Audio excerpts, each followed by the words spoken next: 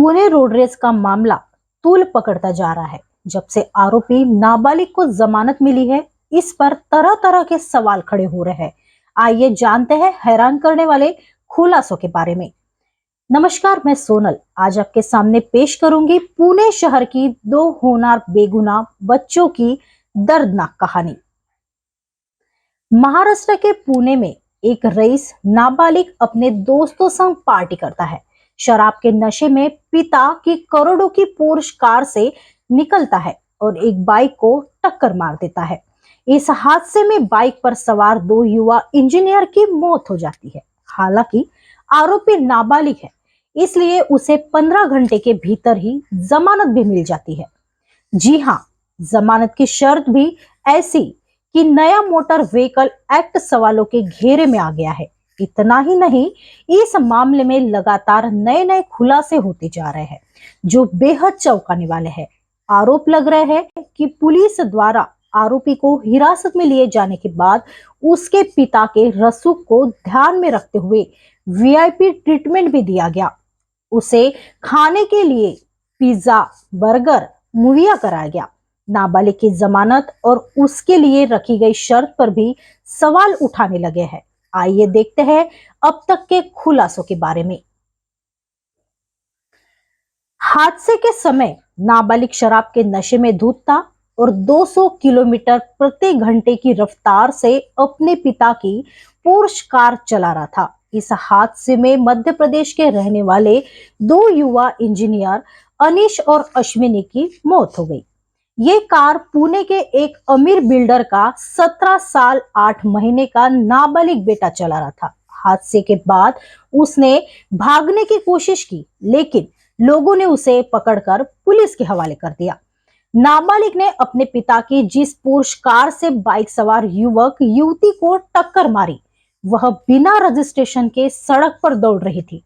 यह चौंकाने वाली जानकारी आरटीओ से सामने आई। कार को अस्थायी रूप से बंगलुरु के पंजीकृत किया गया था और पुणे लाया गया था।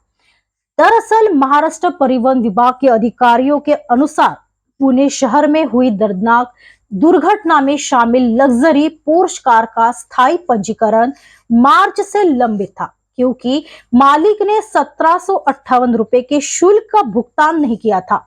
बता दे, महाराष्ट्र में पंजीकृत इलेक्ट्रिक वाहनों के लिए रोड टैक्स में छूट दी गई है, इसलिए इस पोर्श टाइकन मॉडल के पंजीकरण के लिए लागू पंजीकरण शुल्क केवल 1758 रुपए था। दिलचस्प बात यह है कि पोर्श इंडिया की वेबसाइट के अनुसार उसकी विभिन्न कारों की एक्स शोरूम कीमत 96 लाख रुपए से लेकर 1.86 करोड़ से अधिक रुपए तक है। हालांकि वेबसाइट पर पोर्श टाइकन मॉडल की कीमत नहीं दी गई है।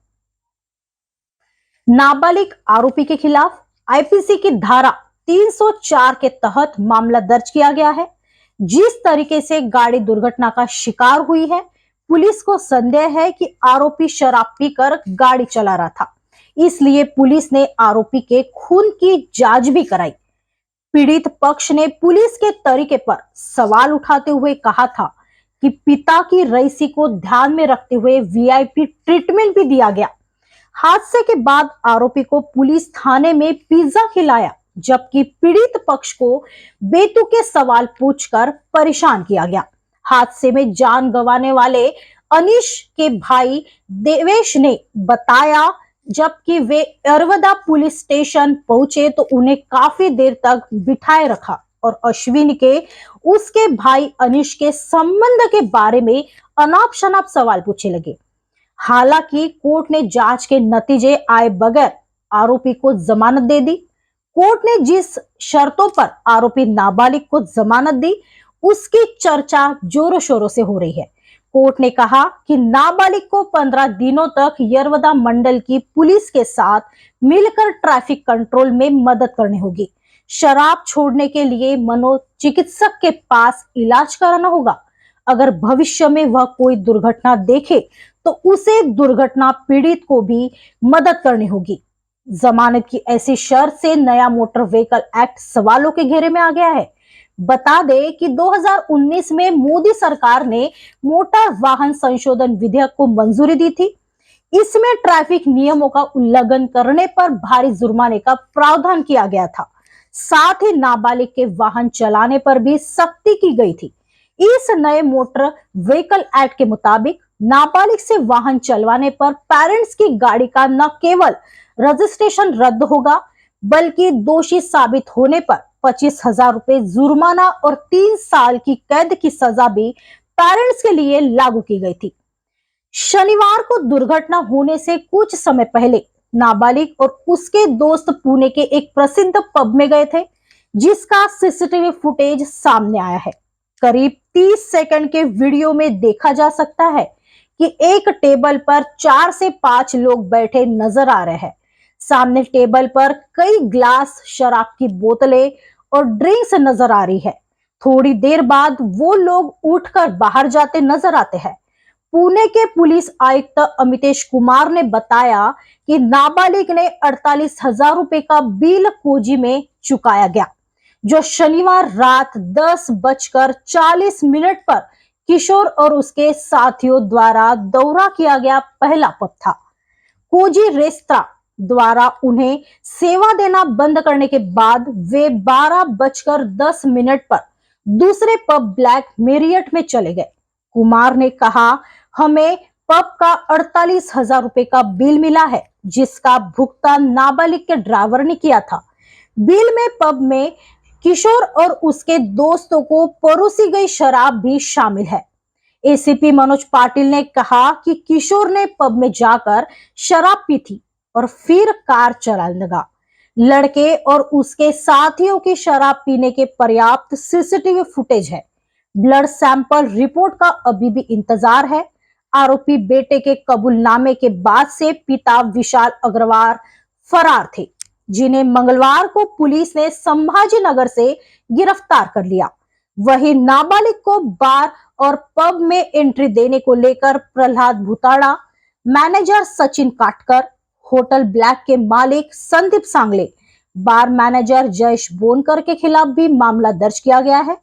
पुणे के पुलिस आयुक्त अमितेश कुमार ने बताया कि पुलिस गैर इरादतन हत्या का मामला साबित करने की कोशिश कर रही है। रविवार को किशोर न्याय बोर्ड द्वारा पारित जमानत आदेश का हवाला देते हुए कुमार ने कहा कि आरोपी ने अपनी याचिका में उल्लेख किया है कि वह शराब का आदी है, ताकि वह साबित किया जा सके कि दुर्घटना के समय वह अपने होश में नहीं था।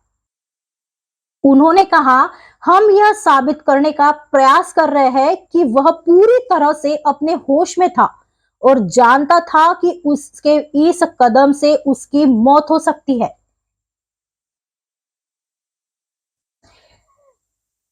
इस कहानी से मैं सभी पेरेंट्स से निवेदन करना चाहूंगी, अगर आपका बच्चा भी नाबालिग है तो आप भी इस बात का ध्यान रखें और अपने बच्चे का और आप जैसे आम जनता का ध्यान रखिए। दुनिया को बदलना होगा तो पहल अपने घर से करनी होगी। इसी के साथ मुझे दीजिए इजाजत और देखते रहिए ऐसे ही और भी कहानी हमारे साथ। तब तक के लिए नमस्कार।